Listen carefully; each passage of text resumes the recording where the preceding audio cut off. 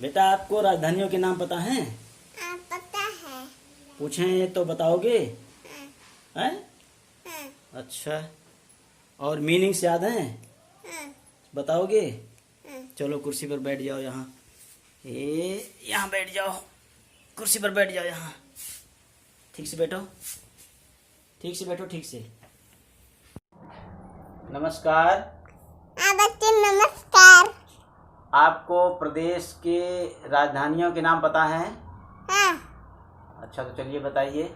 असम की राजधानी दिसपुर, आंध्र प्रदेश की राजधानी हैदराबाद, उत्तर प्रदेश की राजधानी लखनऊ, पश्चिम बंगाल की राजधानी कोलकाता, बिहार की राजधानी पटना, उड़ीसा की राजधानी भुवनेश्वर, केरल की राजधानी तिरुवनंतपुरम, कर्नाटक की राजधानी बेंगलोर, गुजरात की राजधानी गांधीनगर, तमिलनाडु की राजधानी चेन्नई, जम्मू कश्मीर की राजधानी श्रीनगर, त्रिपुरा की राजधानी अगरतला, पंजाब की राजधानी चंडीगढ़, हरियाणा की राजधानी चंडीगढ़, नागालैंड की राजधानी कोहिमा, मध्य प्रदेश की राजधानी भोपाल, महाराष्ट्र की राजधानी मुंबई, मणिपुर की राजधानी इम्फाल, राजस्थान की राजधानी जयपुर, मेघालय की राजधानी शिलांग, गोवा की राजधानी